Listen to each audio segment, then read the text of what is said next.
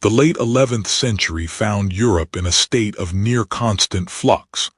Kingdoms rose and fell, petty lords warred over scraps of land, and the shadow of famine and disease was ever present.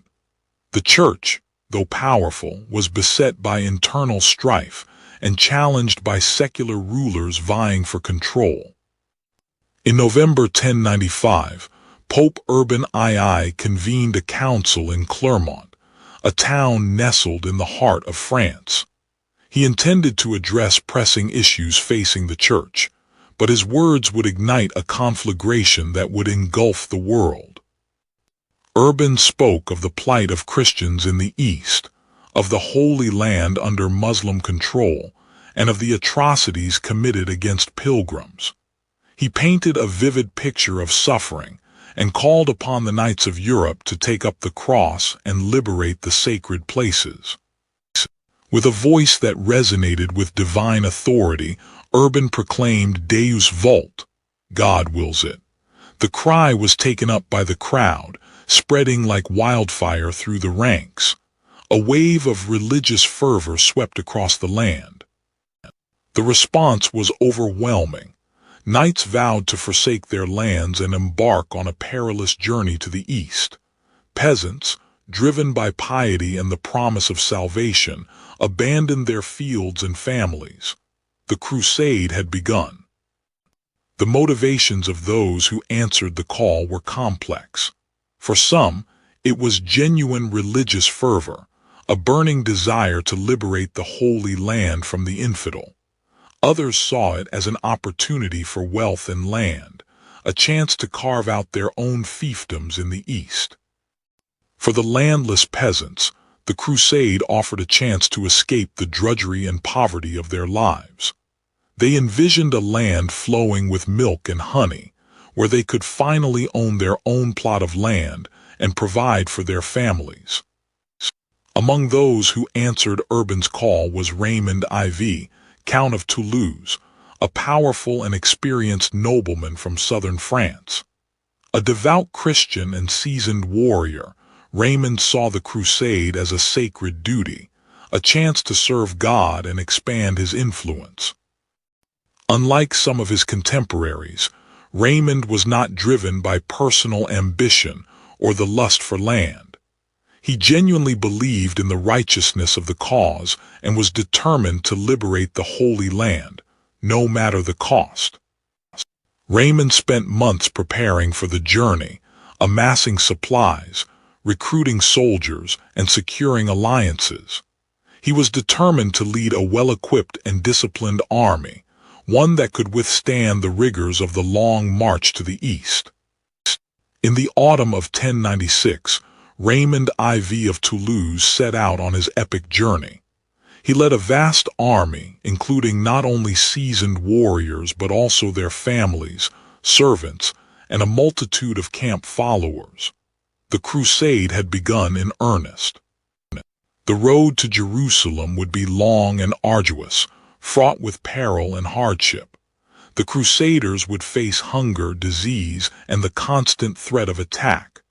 But their faith, fueled by the promise of salvation and the desire to liberate the Holy Land, would sustain them through the darkest of times. The world would never be the same.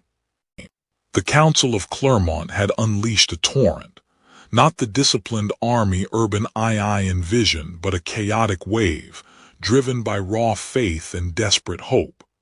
This was the People's Crusade, a prelude of zeal and tragedy. Led by charismatic preachers like Peter the Hermit and Walter Sans-Avoir, thousands flocked to the banner of the cross. They were the poor, the dispossessed, the dreamers, and the desperate, all seeking salvation and a new life in the Holy Land. Peter the Hermit, a charismatic but ultimately flawed leader, preached with fiery conviction. He promised divine protection and an easy victory, his words igniting the hearts of the faithful. As the People's Crusade journeyed eastward, a dark shadow fell upon the Jewish communities of the Rhineland. Fueled by religious fanaticism and economic resentment, Mobs attacked Jewish homes and synagogues in Speyer, Worms, and Mainz. Faced with the choice of conversion or death, many Jewish families chose martyrdom. They perished rather than renounce their faith, their sacrifice a testament to their unwavering devotion. News of the Rhineland massacres reached even the more disciplined Crusader leaders like Raymond of Toulouse. The brutality served as a stark reminder of the dangers of unchecked religious fervor. As the People's Crusade pressed on, their lack of organization and supplies proved disastrous. They clashed with local populations, plundered villages, and faced starvation and disease. Emperor Alexius I Comnenus, wary of the unruly mob, quickly transported the People's Crusade across the Bosphorus, eager to be rid of them. In Anatolia, the People's Crusade met its end. At the Battle of Sivtat, the Seljuk Turks under Kilij Arslan I annihilated the disorganized Crusaders. Few survived. The People's Crusade was a catastrophe. It was a testament to the power of faith, but also to the dangers of ignorance, fanaticism, and poor leadership. Word of the People's Crusade's fate eventually reached Pope Urban II. The news was grim, but he knew the main Crusader armies were already on their way. The true test was yet to come. Meanwhile, the main Crusader armies, led by seasoned nobles and knights, began to arrive in the east. They were better equipped, better organized, and more disciplined than the ill-fated People's Crusade. The stage was set for a clash of civilizations that would shape the course of history. The journey to Antioch was a grueling test of endurance. The Crusader armies, a motley collection of knights, soldiers, and camp followers, traversed treacherous terrain, facing scorching heat, dwindling supplies, and constant harassment from Turkish raiders. Raymond of Toulouse, ever pragmatic, pushed his men relentlessly, knowing that survival depended on reaching their destination. Antioch, a formidable city protected by towering walls and numerous towers, presented a daunting challenge. The Crusaders laid siege, but the city proved resilient. Months turned into a year and the siege dragged on, marked by hardship, disease, and dwindling morale. Internal conflicts plagued the Crusader leadership. Raymond of Toulouse clashed frequently with Bohemond of Taranto, each vying for control of Antioch.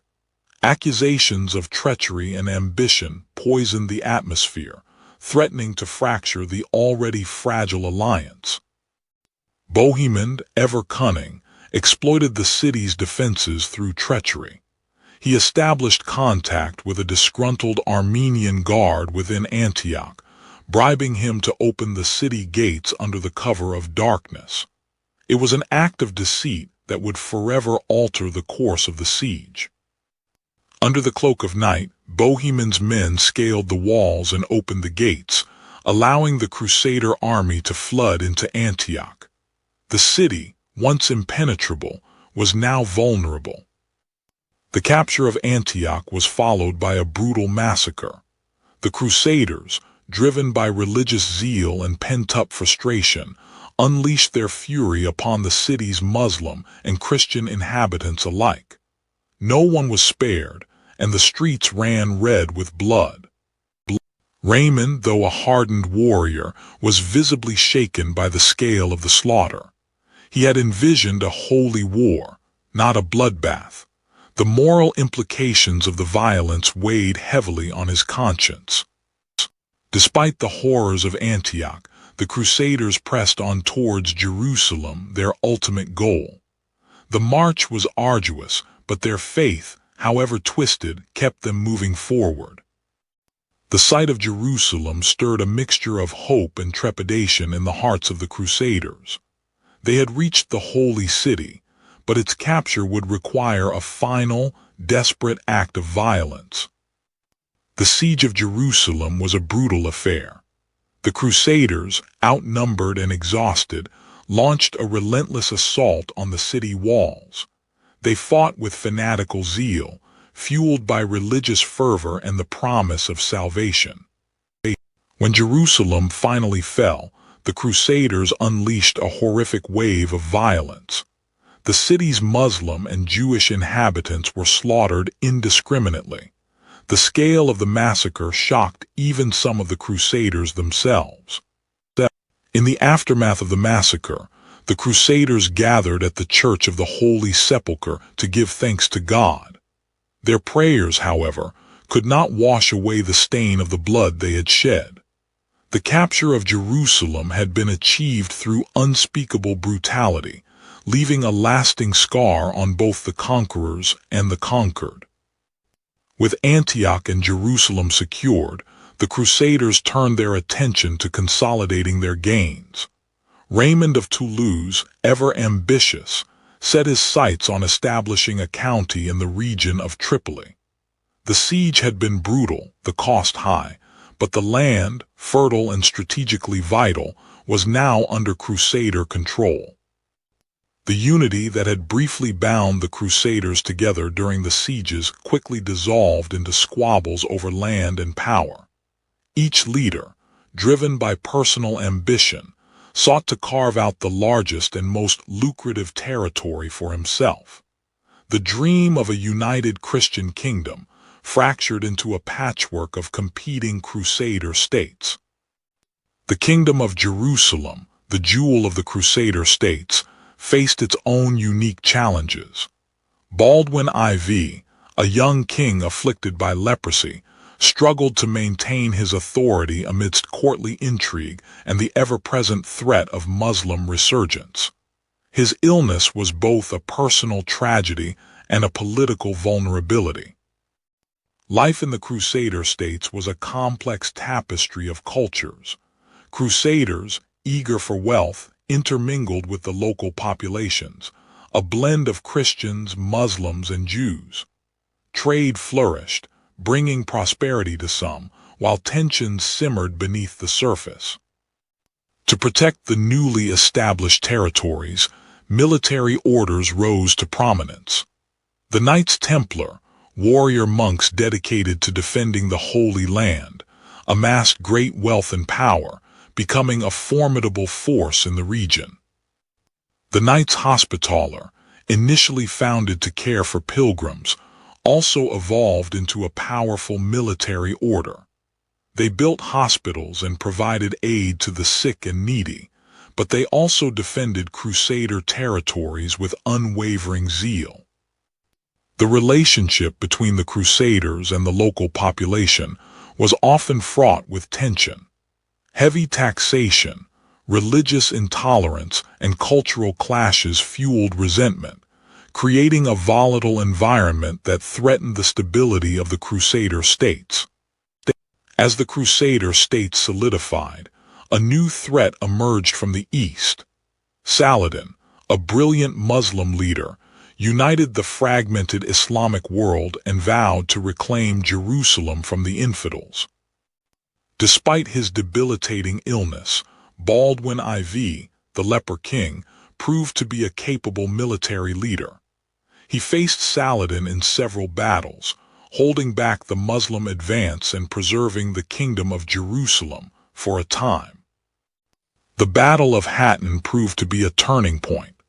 The Crusader army was decimated, and Jerusalem lay vulnerable to Saladin's forces. The news of the defeat sent shockwaves throughout the Crusader states and Europe. In 1187, Saladin captured Jerusalem, ending nearly a century of Crusader rule. The loss of the Holy City ignited a renewed fervor in Europe, setting the stage for the Third Crusade. The Crusader states, once symbols of Christian power in the East, were now in retreat. The dream of a permanent Crusader presence in the Holy Land was fading, leaving behind a legacy of conflict and division. The Crusader states, once brimming with zeal, began to fray at the seams. Internal squabbles over land and power replaced the unified purpose of the First Crusade. Raymond of Toulouse, now a veteran of countless battles, felt the weight of this disunity keenly. The dream of a Christian Levant was slowly dissolving into petty fiefdoms. In Jerusalem, the young King Baldwin IV struggled not only against his debilitating leprosy, but also against the constant infighting among his nobles. His weakened state made the kingdom vulnerable, a prize ripe for the taking. He knew that only unity could save Jerusalem, but unity was a rare commodity in the Crusader states. While the Crusaders bickered, a new power was rising in the east. Zengi, a ruthless and ambitious Turkish warlord, began to consolidate his control over Aleppo and Mosul. He was a charismatic military leader who inspired the people of the region, and he presented a stark contrast to the fractured Crusader states. Zengi understood that fragmented Muslim emirates were easy prey for the Crusaders. He preached a message of jihad, a holy struggle to reclaim the lands lost to the infidels. His call resonated with many, igniting a renewed sense of religious fervor and unity. In 1144, Zengi turned his attention to Edessa, one of the oldest and most strategically important Crusader cities. The city was weakly defended, its garrison depleted by internal conflicts and neglect. The news of Zengi's approach sent waves of fear through Edessa's Christian population. Zengi's siege of Edessa was relentless. His forces breached the city walls and a fierce battle ensued. The defenders, outnumbered and outmatched, fought valiantly, but their efforts were in vain. After weeks of intense fighting, Edessa fell to Zengi's forces. The city was sacked, and many of its Christian inhabitants were either killed or enslaved. The fall of Edessa sent shockwaves throughout the Crusader states and Europe. News of the fall of Edessa reached Pope Eugene III in Rome, throwing the papacy into turmoil. The loss of such a vital city was a major blow to Christian prestige and power in the East. He immediately called for a new crusade. Pope Eugene III issued a papal bull, Quantum Predecessors, calling for a second crusade. He appealed to the Christian faithful to take up the cross once more and liberate Edessa from Muslim control. The task of preaching the Second Crusade fell largely to Bernard of Clairvaux, a charismatic and influential Cistercian monk. His passionate sermons stirred the hearts of many, and soon, kings and commoners alike were flocking to take the cross. The Second Crusade was led by two of Europe's most powerful monarchs, Louis VII of France and Conrad III of Germany. Their participation lent the crusade an unprecedented level of prestige and power, but it also sowed the seeds of future discord. The fall of Edessa revealed the fragility of the Crusader states. The city had served as a vital buffer against Muslim incursions from the east. Its loss left the remaining Crusader territories vulnerable, and the stage was set for further conflict and upheaval in the Holy Land. In the lands east of the Crusader states, a new power was rising. Salah ad-Din Yusuf ibn Ayyub, known to the West as Saladin, was forging an empire uniting disparate Muslim factions under his banner. Born in Tikrit, Mesopotamia, his family of Kurdish origin had served the Zengid dynasty, and it was in their service that Saladin would learn the arts of war and statecraft. Saladin quickly distinguished himself as a brilliant military commander. He rose through the ranks, demonstrating a keen understanding of strategy and tactics. He emphasized discipline and unity within his army, transforming it into a formidable fighting force. His initial campaigns focused on consolidating control over Egypt, a vital strategic prize. From there, he turned his attention to the Crusader states, recognizing the threat they posed to Muslim unity and the injustice of their occupation. The Kingdom of Jerusalem, weakened by internal divisions and the debilitating illness of King Baldwin IV, found itself increasingly vulnerable to Saladin's growing power. Despite his illness, Baldwin fought bravely to defend his kingdom, but his resources were dwindling. The Crusader armies, confident in their past victories, underestimated Saladin's military prowess. Internal rivalries and a lack of unified leadership further hampered their efforts. In 1187, the inevitable clash occurred at the Horns of Hattin. Saladin lured the Crusader army into a waterless plain, cutting off their access to the vital springs of Tiberias. Exhausted and parched, the Crusader forces were overwhelmed. The Battle of Hattin was a devastating defeat for the Crusader states.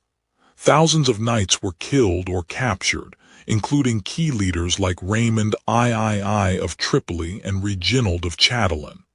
The True Cross, a sacred relic carried into battle, fell into Saladin's hands. With the Crusader army shattered, Saladin's path to Jerusalem lay open. City after city fell to his advancing forces. Acre, Jaffa, and Beirut surrendered with little resistance. Jerusalem, the heart of Christendom, was now vulnerable. The city held immense significance for both Christians and Muslims. For Christians, it was the site of Christ's crucifixion and resurrection. For Muslims, it was the location of the Dome of the Rock and the Al-Aqsa Mosque, one of the holiest sites in Islam. Saladin laid siege to Jerusalem in September 1187. The city's defenses were weak and the garrison was outnumbered. After a short siege, the city surrendered. Unlike the Crusaders' brutal conquest of Jerusalem in 1099, Saladin's entry was marked by clemency and restraint. He allowed the Christian inhabitants to ransom themselves and depart peacefully. He spared the holy sites and allowed Christian pilgrims to continue visiting the city. The loss of Jerusalem sent shockwaves across Europe. The news sparked outrage and grief, prompting calls for a new crusade to reclaim the holy city. The stage was set for the Third Crusade, a monumental undertaking led by some of Europe's most powerful monarchs. The news of Jerusalem's fall in 1187 sent shockwaves across Europe. The Holy City, once the shining beacon of Christendom, was now back in Muslim hands. The call for a new crusade, to reclaim what had been lost, reverberated through the halls of power, igniting a fervor reminiscent of Urban's original appeal. From the heart of Europe emerged a new champion of the cross. Richard I, King of England, Duke of Normandy, Count of Anjou, known to history as Richard the Lionheart. A warrior king, renowned for his courage and military prowess, Richard answered the call with zeal, vowing to lead the charge to reclaim Jerusalem. Richard's call resonated with other European monarchs and nobles. Philip II of France, though often at odds with Richard, pledged his support. Frederick I, Holy Roman Emperor though aged, also committed his forces. The Third Crusade was taking shape, promising to be a force unlike any seen before. The journey to the Holy Land was fraught with peril. Storms ravaged the fleets, disease swept through the ranks, and the ever-present threat of Muslim ships loomed large. Yet the Crusaders pressed on, their determination fueled by faith and the promise of glory. The first major target was Acre, a strategically important port city. The siege of Acre became a brutal and protracted affair, lasting for over 2 years. Crusader forces, hampered by disease and internal rivalries, faced a determined defense from the Muslim garrison. Richard the Lionheart quickly emerged as a key leader during the siege. His courage and tactical acumen inspired the Crusader forces, injecting new life into the flagging effort. He personally led assaults on the city walls, earning the respect of his men and the fear of his enemies.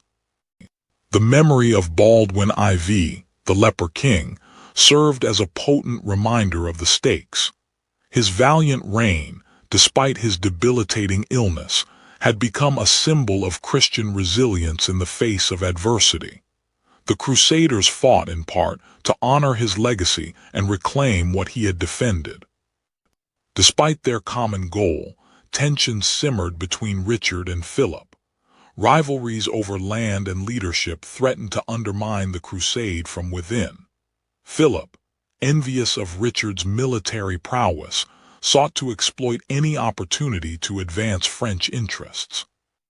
Saladin, ever the shrewd strategist, watched the unfolding events at Acre with a keen eye. He knew that the city's fall would be a major blow to the Muslim cause, but he also recognized the internal divisions plaguing the Crusader ranks. He waited for an opportunity to exploit their weaknesses. Finally, after months of relentless fighting, the Crusaders breached Acre's defenses. The city fell, marking a significant victory for the Christian forces, but it came at a terrible cost. The siege had taken a heavy toll on both sides, and the brutality that followed left a stain on the Crusades' already tarnished reputation. With Acre secured, Richard now sets his sights on Jerusalem. He had achieved a great victory, yet the true prize still eluded him. The road to the Holy City would be long and arduous, and the challenges ahead would test his strength and resolve to the limit. The stage was set for a clash of titans. Richard the Lionheart, the embodiment of Christian chivalry, and Saladin, the wise and respected leader of the Muslim world, were destined to face each other in a struggle for control of the Holy Land. Their complex relationship, marked by both conflict and mutual respect, would shape the course of the Third Crusade.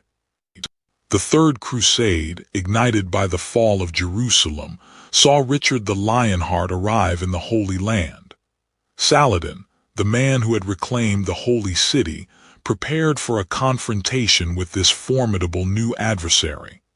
Acre, a vital port city, became the initial focal point of their struggle. Richard's arrival injected renewed vigor into the Crusader siege. His tactical acumen and relentless determination quickly made an impact on the battlefield. Acre, heavily fortified, became the stage for a brutal and protracted siege. Saladin attempted to break the siege, launching repeated attacks on the Crusader lines. However, Richard's military prowess and the Crusaders' unwavering resolve thwarted his efforts. The siege of Acre dragged on, consuming men and resources. After months of relentless siege warfare, Acre finally fell to the Crusaders. Richard's victory was a significant blow to Saladin's prestige and a strategic gain for the Crusader cause, opening the path to the south. Despite the loss of Acre, Saladin remained resolute. He reorganized his forces and prepared for the inevitable confrontation with Richard's army. The road to Jerusalem would be hard fought. Richard marched south, determined to recapture Jerusalem. Saladin shadowed his advance, harassing the Crusader army with hit-and-run tactics, denying them supplies and weakening their resolve. The Battle of Arsuf saw Richard's tactical brilliance on full display. He inflicted a heavy defeat on Saladin's army, demonstrating the superiority of Crusader arms and discipline. However, the victory was not decisive enough to secure Jerusalem. Richard reached the outskirts of Jerusalem, but the city was heavily fortified, and his army was weary from the long campaign. He realized that a protracted siege would be costly and potentially disastrous. Recapturing Jerusalem proved an insurmountable challenge. Negotiations began between Richard and Saladin. Both men recognized the futility of further bloodshed. They sought a compromise that would secure Christian access to Jerusalem while maintaining Muslim control of the city. A truce was agreed upon. Jerusalem would remain under Muslim control, but Christian pilgrims would be granted free access to the holy sites. The coastal cities would remain in Crusader hands, securing a foothold in the Holy Land. Richard departed the Holy Land, his mission incomplete.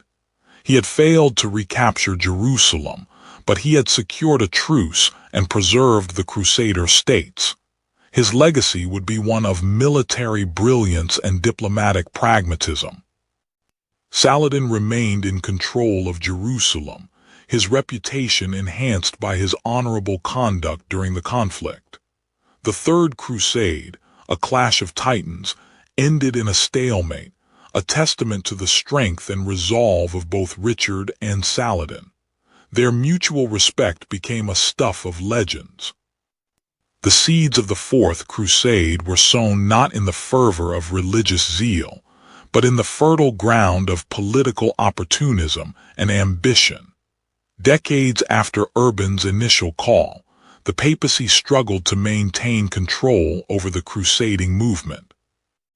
The year is 1201. The Fourth Crusade, intended to strike at the heart of Egypt, the Ayyubid Sultanate's power base, found itself deeply indebted to the Republic of Venice. The Crusaders, lacking the funds to pay for Venetian ships, were ensnared in a web of obligations to the shrewd Doge Enrico Dandolo. Dandolo, sensing an opportunity, diverted the crusade. Zara, a Christian city and a trade rival of Venice, became the Crusade's first target. Pope Innocent III vehemently protested this act of aggression against fellow Christians, but his warnings went unheeded. Zara fell to the Crusaders in November 1202.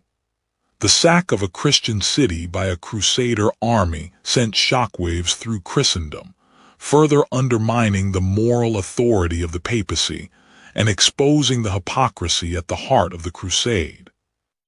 Enter Alexios IV Angelos, a dispossessed Byzantine prince. He promised the Crusaders vast sums of money, military assistance, and the reunification of the Eastern and Western churches if they would help him reclaim his throne in Constantinople from his uncle, Alexios III. Driven by greed and swayed by Alexios's promises, the Crusaders turned their gaze towards Constantinople.